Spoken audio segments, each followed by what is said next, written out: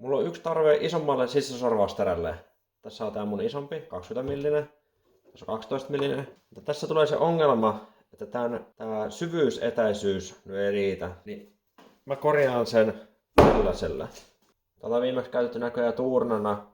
Tässä on kaiken maailman rälläkän jälkeen ja kaikenlaista, niin tätä ei oikein mihinkään muuhun järkevää käyttöön voi ottaa. Niin mä teen sitten tästä näille isoveljenne.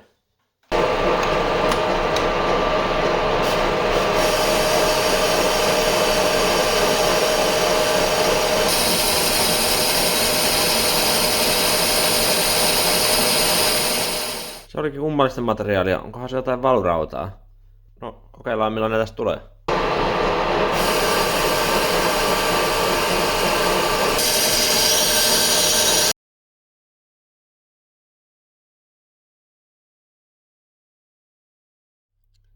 Tää onkin outo akseli. Tää perusmateriaali näyttää olevan hyvää, jota terästä. Siinä on päällä ollut tällainen joku valurautainen tai joku muu tämmönen holkki niinku.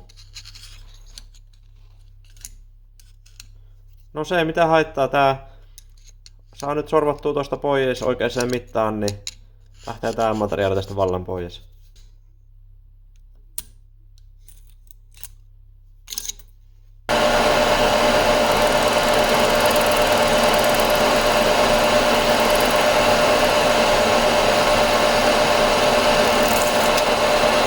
Mä ajattelin tässä kohtaa vähän oikaista ja käyttää valmista tämmöstä sisäporausterää.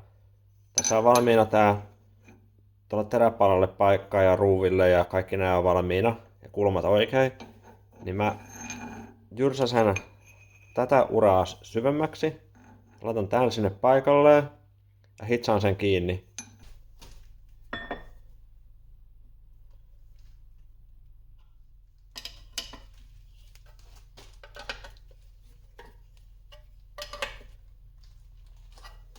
Mä teen sen uran tällä pyöräpäisellä tapilla, mitä istuu sinne uraan sitten tosi hyvin.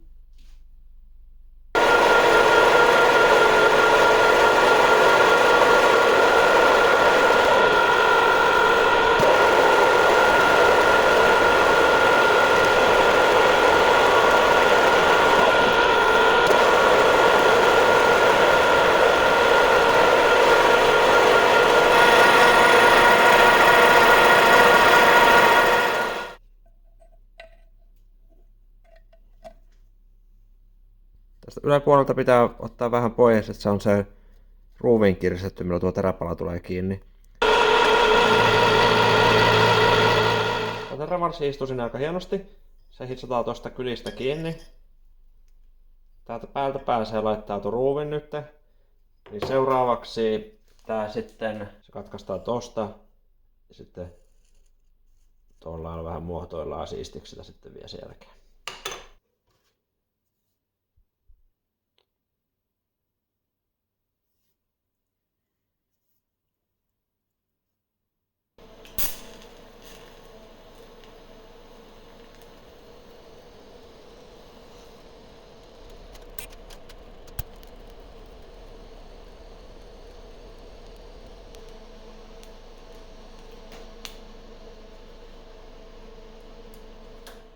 Se näyttää nyt valmiina tollaselta.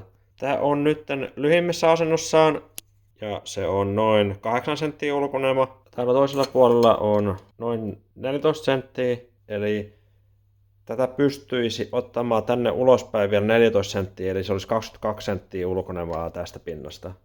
Se voi olla, että se on vähän siinä kohtaa jo aika värisevä tuote, mutta testataan vähän millä tämä käyttäytyy.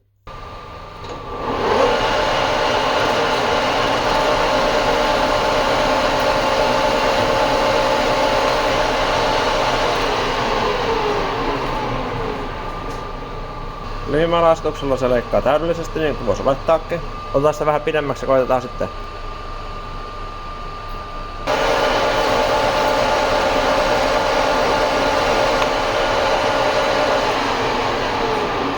Ei moitteita edelleenkään. Koitetaan vielä pidempänä.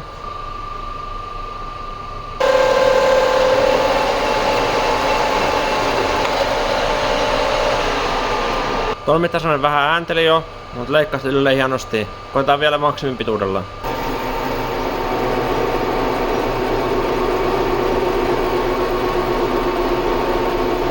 Tuolla maksimipituudella se ei enää toimi.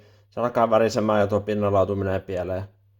Vaikka tätä uutta nyt ei ihan tuossa maksimiasennossa pystykään käyttämään, niin on tää ulottuvuus silti ihan eri luokkaa mitä tällä vanhalla. Kun tää kuitenkin leikkasi sillä jollakin 18 sentillä, 19 sentillä, se ei ollut tietysti iso lastu, mutta kuitenkin semmoisella syvyydellä pystyy vielä työskentelemään. Monessa kohtaa sitä ei tarvitse edes tulla ihan maksimisyvyydellä käyttää, että sitten tätä voi vetää tonne syvemmälle ja saa sitten vielä ekstra tukevuutta. No loppukommenttina voi sanoa, että tää uuden tekeminen oli kyllä kannattavaa. Siinä on niin kuin materiaalikustannukset tää oli ilmanen, tämmönen varsi, no niitä saa Kiinasta ihan tosi halvalla. Ja sitten vähän aikaa ja vähän hitsausta, että olisiko ton kokonaiskustannus sitten alle 20. Niin 20 ei kyllä vastaavaa saa kyllä mistään, niin tää oli kyllä onnistunut projekti. Jonka lisäksi mulla on tää pieni kolmiopala käytössä, mulla on näitä monessa muussakin varressa, niin mahtaako tälle palalle edes saada tämän kokoista sisäsorvausterää? No voi olla, että ne on sille isommalle 16 millin palalle tai jollekin muulle palalle, mitä mulla ei ole käytössä ollenkaan. Kiitos kaikille katsomisesta. Ensi kertaan.